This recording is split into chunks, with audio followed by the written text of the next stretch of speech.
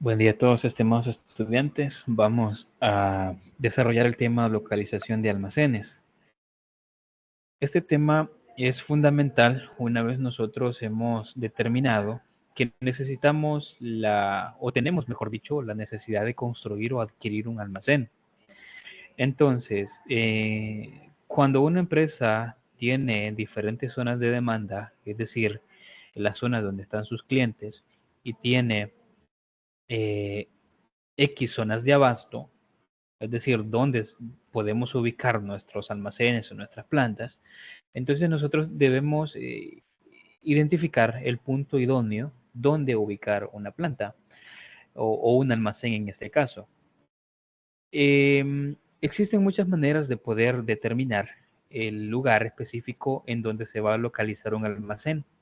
Sin embargo, déjenme decirles que no es que existe un método idóneo, sino que dependerá de las necesidades que la empresa pues tenga. En este sentido, la empresa debe evaluar qué criterios son los más importantes para ella. Probablemente puede ser algún factor ambiental, algún factor económico, algún factor en cuanto al ambiente laboral, a los costos, etcétera. Entonces, una vez nosotros tenemos la necesidad de construir un nuevo almacén, debemos considerar un procedimiento para la elección de esta ubicación.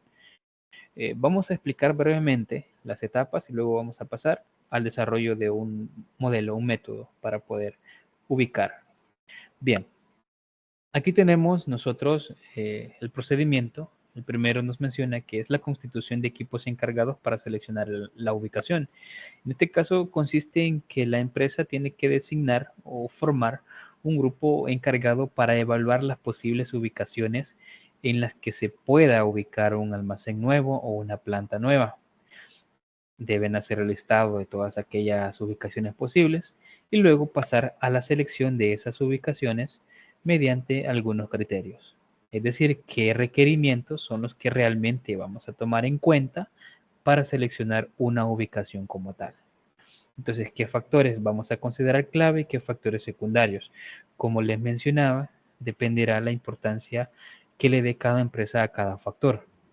No es lo mismo para una empresa de X sector cuyo factor clave sea, por ejemplo, la localización más cercana a las zonas de demanda, que una empresa cuyo factor clave sea, por ejemplo, el costo de arrendamiento más barato, por ejemplo. Y no necesariamente los costos de arrendamiento más baratos en X zona corresponderán a aquellas que estén más cerca de los zonas de demanda, de las zonas de demanda, en este sentido. Ok, luego de que nosotros tenemos los criterios, es decir, qué factores vamos a considerar claves y qué factores secundarios, procedemos a la búsqueda de esas ubicaciones a partir de estos factores clave y secundarios.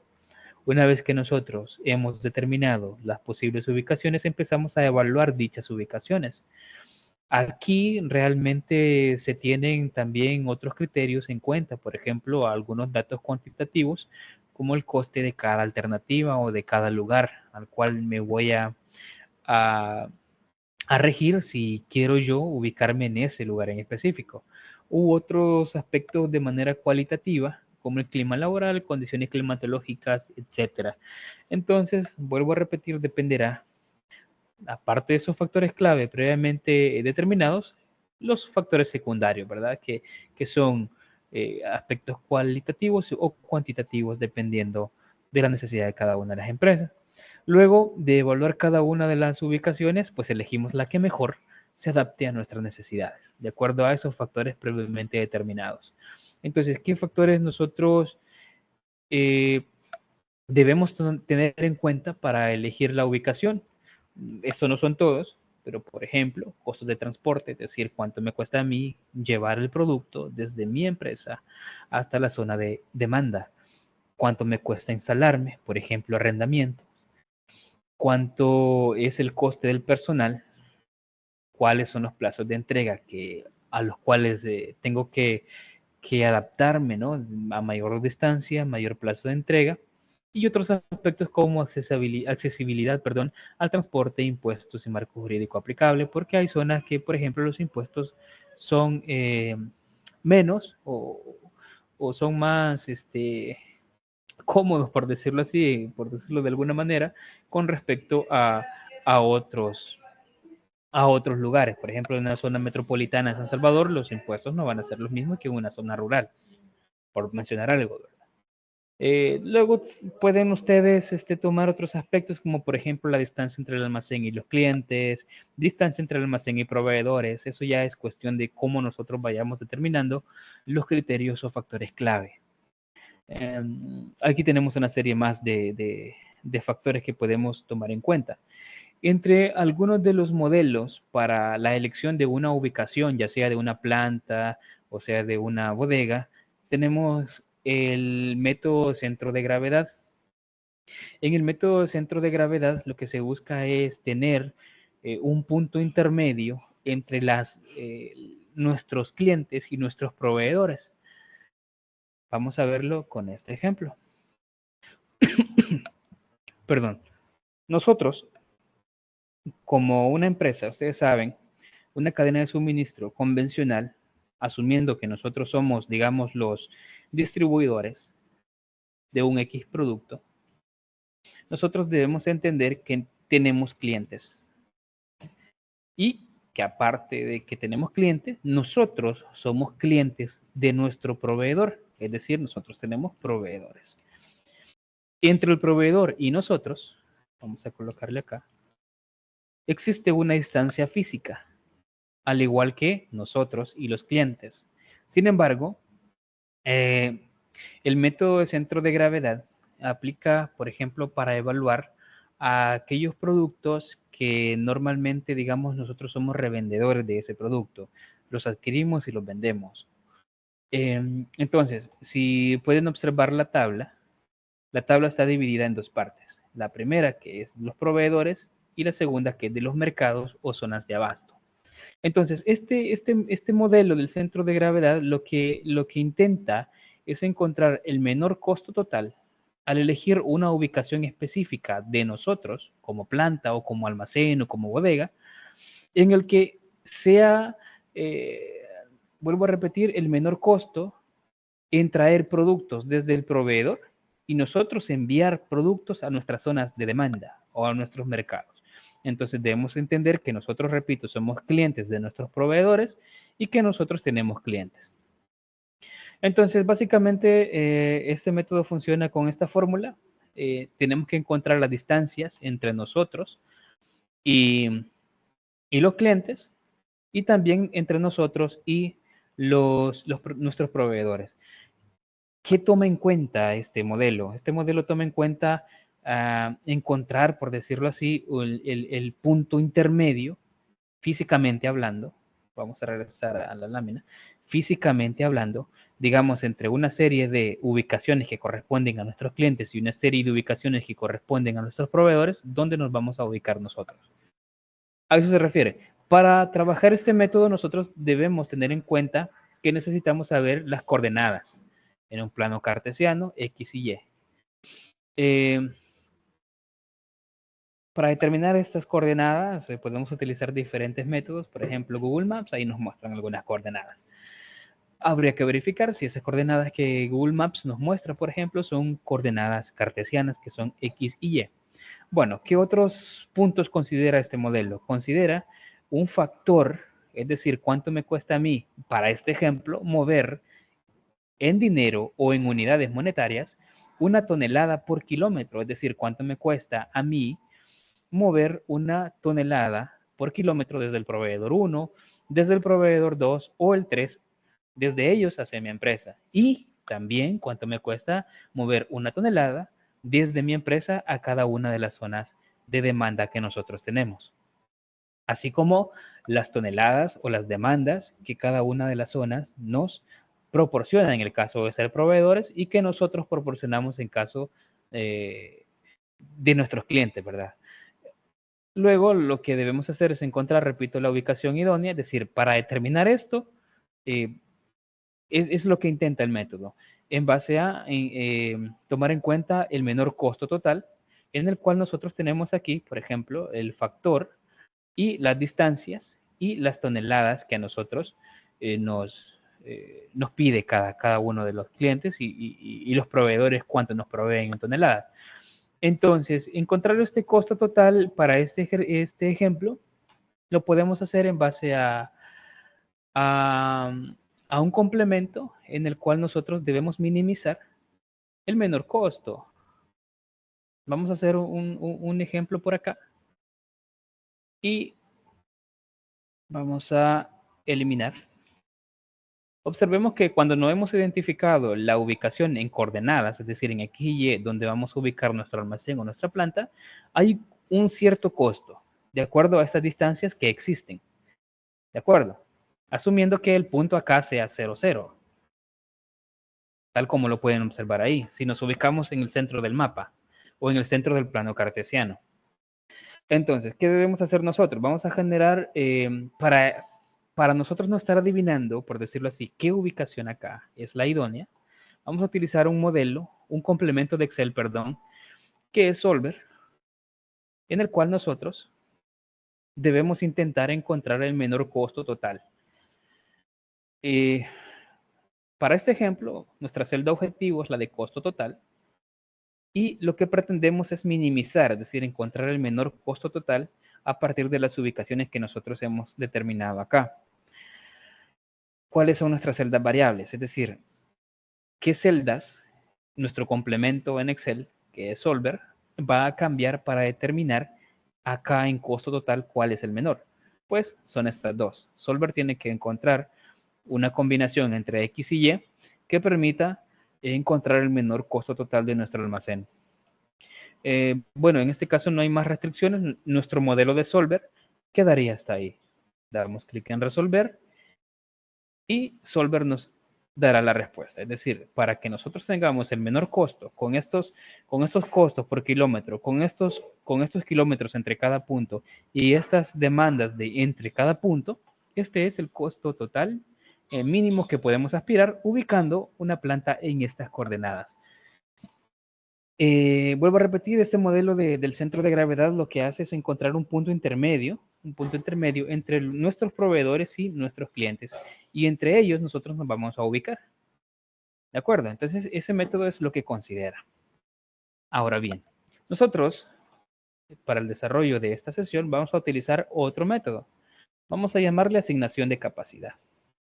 La asignación de capacidad a nosotros nos permite diseñar una red, bueno, realmente es un diseño de red de distribución, y este método de diseño de redes bajo el, ¿cómo podría llamarles? Bajo el objetivo de asignar la capacidad específica de una planta, de un almacén, vamos a trabajar bajo esta estructura.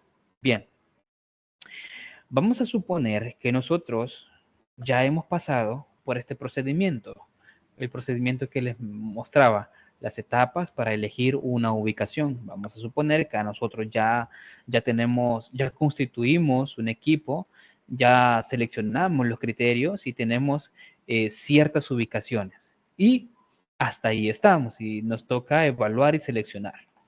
Bien, entonces, regresando. Este método de diseño de redes que se llama asignación de capacidad, lo que nos indica es que nosotros debemos evaluar mediante costos fijos y costos variables, por decirlo así, o costos de producción y transporte, perdón, en qué ubicación me conviene a mí construir una planta, construir una bodega. Entonces, a diferencia del anterior, que jugaba bastante con la parte de las coordenadas, aquí nosotros nos vamos a enfocar en la parte de costos. ¿Cuánto es el costo de producción y transporte? Que también, si lo adaptamos a un almacén, debería ser costo de almacenamiento y transporte, por mencionar algo, y el costo fijo de operación o de almacenamiento. Si hablamos de costos fijos, son aquellos costos que van a estar independientemente de la cantidad que nosotros produzcamos o almacenemos en ese almacén. Independientemente, esos costos siempre van a existir. Pero, por ejemplo, si nosotros nos ubicamos en la Unión y queremos enviar productos a San Miguel, va a costarnos X cantidad por kilómetro, digamos, o por miles de unidades. Entonces, esa es la estructura del método y el método consiste en la siguiente manera. Vamos a tener zonas de demanda. Estas zonas de demanda son las zonas en las que nosotros, es decir, a nosotros nos compran, es decir, ahí están nuestros clientes, nuestros compradores están en esas zonas. Y vamos a llamar zonas de abasto a las posibles zonas que ya identificamos, ¿de acuerdo? Nosotros vamos a asumir que nuestro enfoque es en base a costos, no en base a coordenadas, sino que en base a costos. Y obviamente tomando en cuenta la demanda. Entonces, vamos a adaptar este caso. Vamos a colocarlo aquí. Vamos a cambiarle, ya que el tema es de almacenamiento. Vamos a suponer que nosotros no somos productores, ¿verdad? Simplemente almacenamos y vendemos a esas zonas. Entonces, capacidad. Vamos a ver aquí.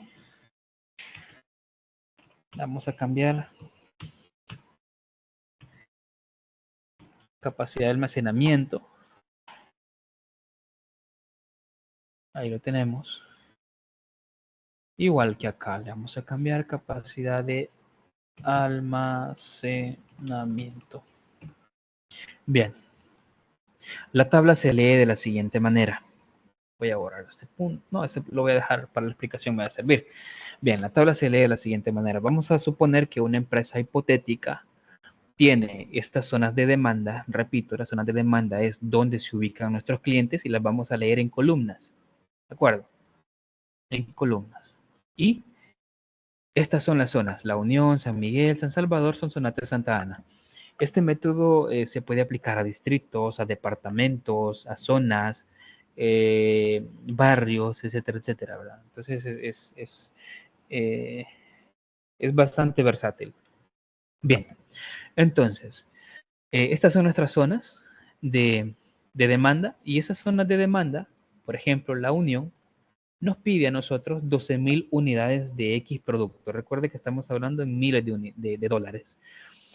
El San Miguel nos pide 28,000, San Salvador 14,000 y así hasta finalizar con Santa Ana. Sonsonate 16,000 y Santa Ana 7,000 unidades de X producto. En total, estos son arreglos que voy a hacer para ir identificando algunos puntos clave. En total, nosotros tenemos que distribuir 77,000 unidades de X artículo. ¿De acuerdo? Esta sumatoria que ven acá no es la sumatoria de costo fijo, sino de toda la demanda que tenemos en cada una de las zonas. Bien, entonces, esto que ven acá en esta primer matriz, le vamos a llamar matriz, nos indica, por ejemplo, cuánto nos cuesta a nosotros almacenar y transportar, digamos, 1,000 unidades, por mencionar algo.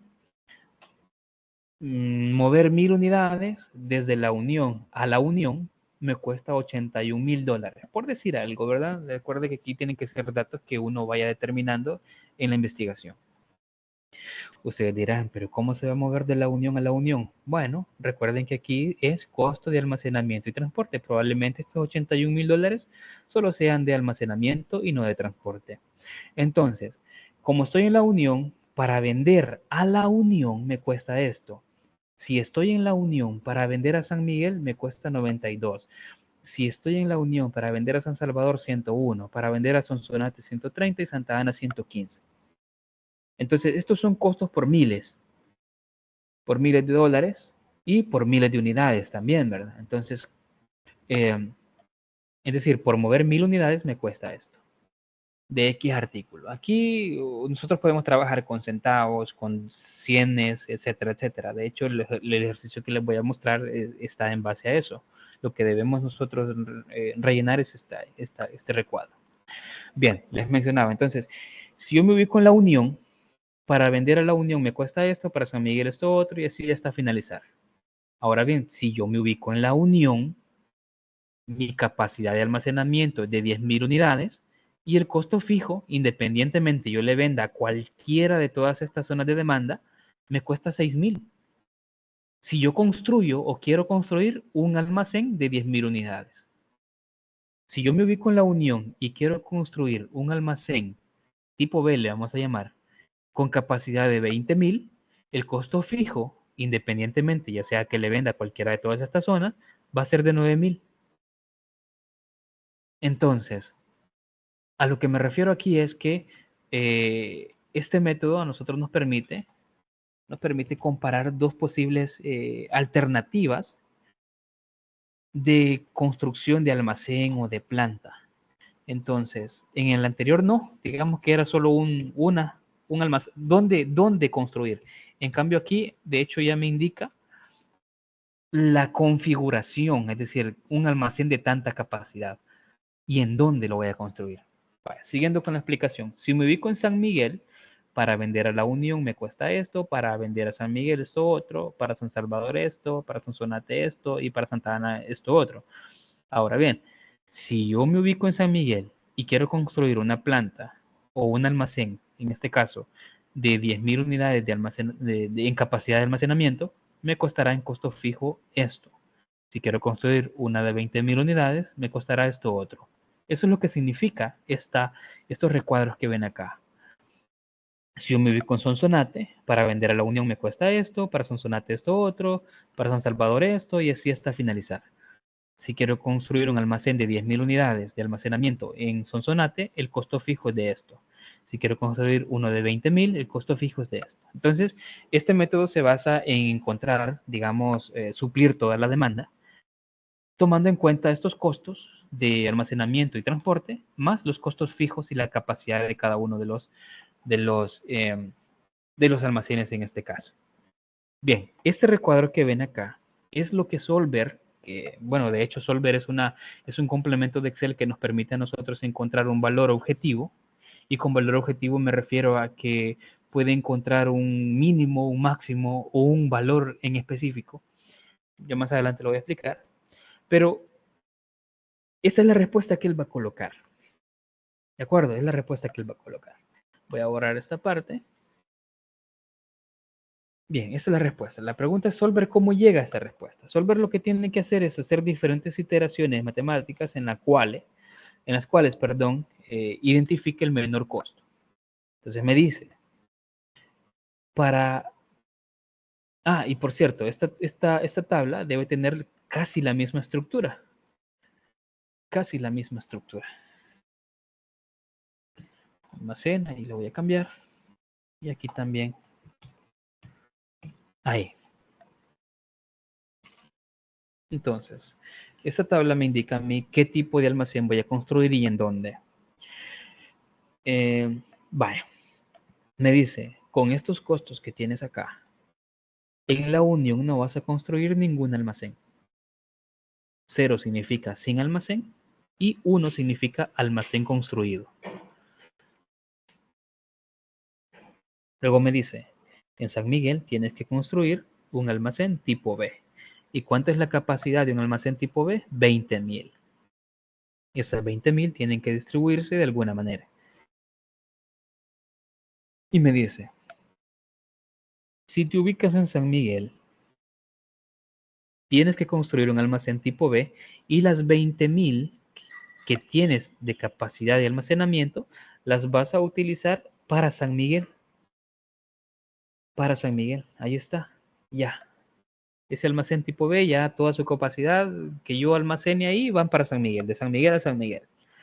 Luego me dice en San Salvador, ninguna. En Sonsonate me dice tienes que construir un almacén A y un almacén B. Si observamos, un almacén A es de 10,000 y un B de 20,000. Entre ambos suman 30,000 de capacidad de almacenamiento. Entonces, estas 30,000 yo las debo distribuir de alguna manera. Entonces me dice, ok, como tienes 30,000 disponibles, de esas 30,000, 16 van para Sonsonate, observen, para Sonsonate, 2 van para San Salvador y 12 van para la Unión. Luego me ubico en Santa Ana y me dice lo mismo, tienes que construir uno A y uno B Es decir, 30.000 y esas 30.000 las tienes que distribuir. De esas 30.000, 7.000 van para Santa Ana, 12.000 para San Salvador, 8.000 para San Miguel y ahí termina. Entonces, si nosotros observamos, hacemos un pequeño cálculo, que era el que borré, lo que nos indica este cálculo que tenía acá abajo es si estoy supliendo la demanda que me está pidiendo. Ok, la unión me pide 12.000. Ah, 12.000. ¿Y de dónde van esas 12.000? Van desde una planta en Sonsonate. San Miguel me pide 28.000. Ahí está la suma. 28.000, que es el valor que tengo acá. Y me dicen 20.000 están en San Miguel y 8.000 las tienes que llevar desde Santa Ana. Acá me dice que San Salvador me pide 14.000 y Solver me indica que esas 14.000, 12.000 son de Santa Ana o van a provenir de Santa Ana y 2.000 de Sonsonate. Sonsonate me pide 16.000 y me dice acá que esas 16.000 vienen de Sonsonate. Y por último, Santa Ana pide 7.000 y esas 7.000 van de Santa Ana. Entonces, así funciona. Luego tenemos acá una tabla que se llama capacidad de excedente. Básicamente la capacidad de excedente nos indica a nosotros cuánto nos sobra. Observemos que voy a mover este apartado por aquí. Vale, observemos acá que en San Miguel yo debo construir un almacén tipo B y un almacén tipo B tiene 20.000 de capacidad, así que lo voy a colocar acá. De esas 20.000, yo tengo que asegurarme que en toda esta fila se distribuyan esas 20.000, que de hecho aquí están. Vamos a hacer una pequeña fórmula por acá y voy a colocar este valor menos la suma de lo que exista acá. ¿De acuerdo? Porque son las zonas a las cuales yo voy a solventar y aquí tenemos el 0. Luego me dice, aquí vas a construir nada, aquí tampoco. Ok, acá tienes 30. ¿Por qué? Porque una de 20 y una de 10. Entonces la fórmula sería igual, los 30.000 en total, menos la suma de lo que existe en esta fila. Listo, o sea, las 30.000 disponibles, las 30.000 se entregan, 12.000 más 2.000 más 16.000, igual a 30.000. Para el último caso es igual, tenemos 30. Voy a arrastrar la fórmula hacia acá.